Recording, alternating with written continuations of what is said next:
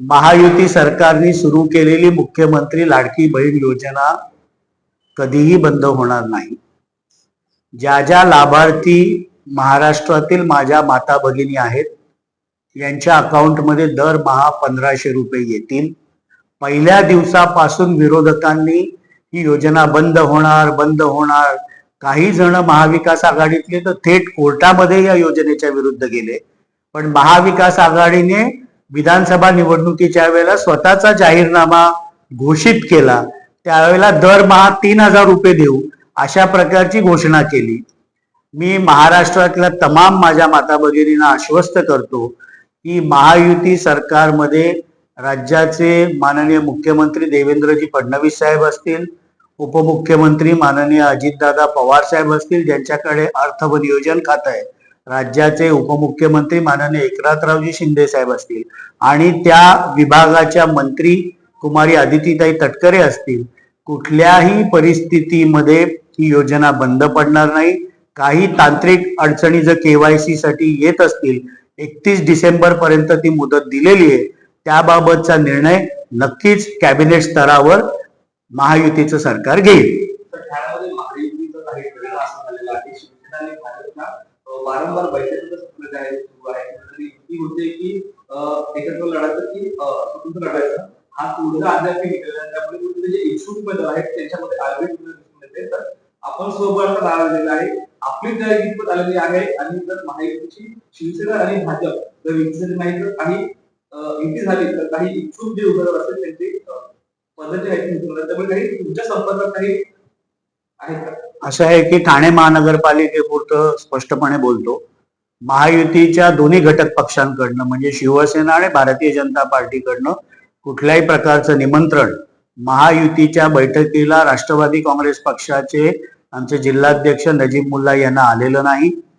जिल्हाध्यक्ष म्हणून नजीब मुल्ला यांनी पार्लमेंटरी बोर्ड बसवून 2 दिवस जवळजवळ 380 राष्ट्रवादी काँग्रेस पक्षाकडे आलेल्या इच्छुकांच्या मुलाखती घेतल्या। महायुतीमध्ये सन्मानपूर्वक जागा राष्ट्रवादी काँग्रेस पक्षाला ठाणे महानगरपालिकेमध्ये दिल्या तर राष्ट्रवादी काँग्रेस पक्ष महायुतीमध्ये लढेल, अन्यथा 131 जागांवर राष्ट्रवादी काँग्रेस पक्ष ही निवडणूक लढण्याची ताकद ठेवतो। तुम्ही म्हणताय की त्यात सन्मानपूर्वक जागा नेमक्या किती मिळायला राष्ट्रवादीची अपेक्षा? असं आहे ना की चर्चेला बोलवतील तेव्हा आम्ही आमचा आकडा सांगू ना। या क्षणापर्यंत राष्ट्रवादी काँग्रेस पक्षाचे आमचे जिल्हाध्यक्ष नजीब मुल्ला यांना युतीतील दोन्ही पक्ष शिवसेना भारतीय जनता पार्टीच्या बैठका होत आहेत, पण आम्हाला कुठल्याही प्रकारचं निमंत्रण अजूनपर्यंत तरी आमच्या जिल्हाध्यक्षांना दिलेलं नाही। त्यामुळे स्वबळावर लढायची जर वेळ आली तर ती देखील संपूर्ण तयारी राष्ट्रवादी काँग्रेस पक्षाने ठाणे महानगरपालिकेपुरती केलेली। तर नगर परिषद पंचायत समितीच्या निवडणुका पार पडलेल्या आहेत, पाहिलं तर तुम्हाला देखील चांगलं यश मिळालं, मात्र काहींना दिग्गजांना फटका बसला, त्यापैकी बाजी मारते पालघरमध्ये शिवसेना तर भाजप जे आहे ते बदलापूर आणि अहमदनगर मध्ये आलेली आहे, त्यामुळे नक्कीच तुमचं देखील चांगल्या रँक मध्ये नंबर आलाय। येणाऱ्या महानगरपालिकेने पाहता या युतीचा धर्म आहे पूर्ण पाळावा।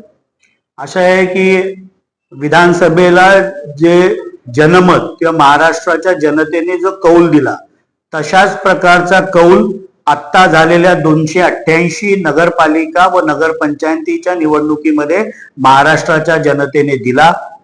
जवळजवळ 215 ठिकाणी महायुतीचे नगराध्यक्ष हे निवडून आले। राष्ट्रवादी काँग्रेस पक्षाचा देखील परफॉर्मन्स या निवडणुकीमध्ये चांगला राहिला।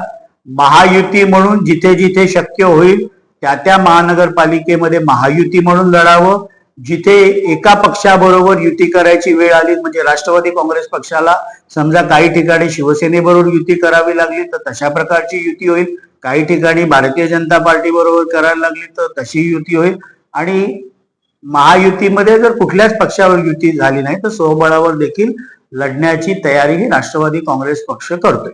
संजय राऊत म्हणताय ईव्हीएम मशीन तेच बटन काहीतरी बदल करावा पाहिजे होता। असं आहे की लोकसभेला ज्या ईव्हीएम मशीननी 48 पैकी 31 खासदार हे महाविकास आघाडीचे निवडून आणून दिले, त्यावेळेला ती ईव्हीएम मशीन अगदी चांगली होती। विधानसभेला मुख्यमंत्री लाडकी बहीण योजना, शेतकऱ्यांसाठी विविध आलेल्या योजना याच्यामुळे दारुण पराभव झाल्यानंतर ईव्हीएम असेल, मतदार याद्या असतील, याच्यावर दोष काढण्याचं काम किंबहुना खापर फोडण्याचं काम हे माननीय संजय राऊत सातत्याने करत आहेत. महाराष्ट्राच्या जनतेला महायुतीचं सरकार जे मुख्यमंत्री देवेंद्र फडणवीस साहेबांच्या नेतृत्वाखाली, उपमुख्यमंत्री माननीय अजितदादा पवार साहेब, उपमुख्यमंत्री माननीय एकनाथरावजी शिंदे साहेब या तिन्ही नेत्यांच्या मार्गदर्शनाखाली चालत आहे. त्या युतीच्या सरकारवर विश्वास हा महाराष्ट्रातल्या जनतेचा आहे. हे पुन्हा एकदा नगरपालिका आणि नगरपंचायतीच्या निवडणुकीच्या निकालावरनं सिद्ध झाले. त्यांचं मला निवडणुका जिंकण्याचा सत्तारांचा धंदा असा असं आहे की लोकशाहीमध्ये त्यांचं तोंड काय आम्ही दाबू शकत नाही. जनतेने दिलेला कौल हा विनम्रतापूर्वक मान्य करणे हे लोकशाहीच्या हिताचं असतं. त्यांनी काय बोलावं, भांडूपच्या भोंग्यांनी रोज काय आवाज करावा हा त्यांचा अधिकार. तर लवासा प्रकरणी हायकोर्टाने याचिका आता फेटाळलेली आहे. शरद पवार पुढे अजित पवारची चौकशी मागणीची याचिका ती आता फेटाळलेली आहे. असं आहे की त्याबाबतचं न्यायालयामध्ये जे प्रकरण होतं याबाबतची अधिक माहिती घेऊन नक्कीच मी तुम्हाला याबाबत अवगत करेन.